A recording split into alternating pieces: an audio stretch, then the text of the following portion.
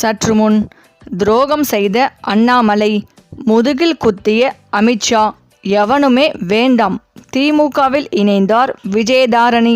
அதாவது தமிழ்நாடு பாஜக புதிய நிர்வாக குழு அறிவிக்கப்பட்ட நிலையில் முக்கிய தலைவர்களில் ஒருவராக கருதப்பட்ட விஜயதாரணிக்கு எந்த ஒரு பதவியும் வழங்கப்படாமல் புறக்கணிக்கப்பட்டுள்ளார்.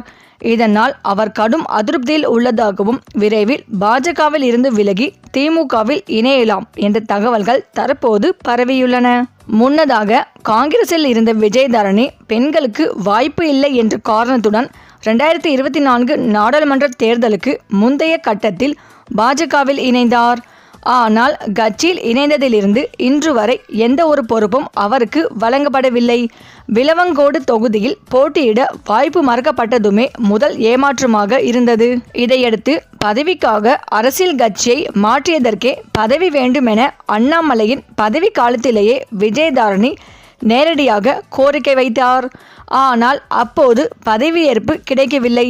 பிறகு அண்ணாமலை நீக்கப்பட்டு நயினார் நாகேந்திரன் பாஜக தலைவர் ஆனபோதும் மீண்டும் விஜயதாரணி பதவிக்காக முயற்சி செய்துள்ளார். இவரது பன்னிரை கோரிக்கைகளும் பாஜக நிர்வாகத்தில் எந்த ஒரு பதவியாகவும் மாறவில்லை.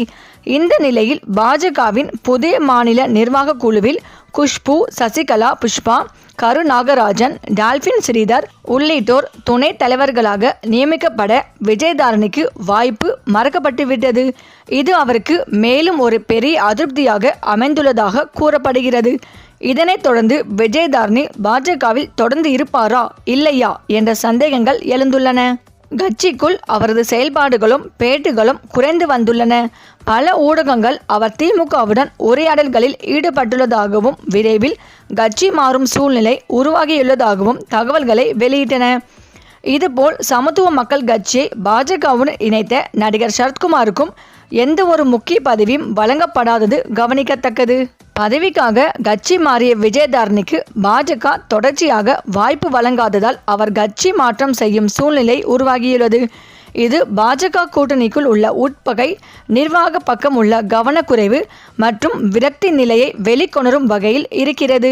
இந்த நிலையில்தான் பாஜகவில் இணைந்தும் தனக்கு இதுநாள் வரை பதவியை கொடுக்கவில்லை என்ற ஒரே காரணத்தினால் பாஜக மீது கடும் அதிருப்தியில் இருந்து வருகிறார் விஜயதாரணி.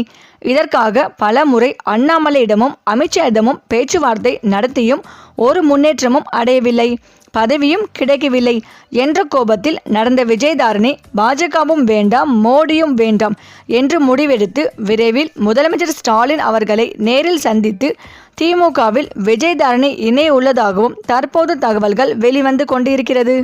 சரி, இந்த வீடியோ பற்றிய உங்கள் கருத்துக்களை கமெண்ட்ல சொல்லுங்க.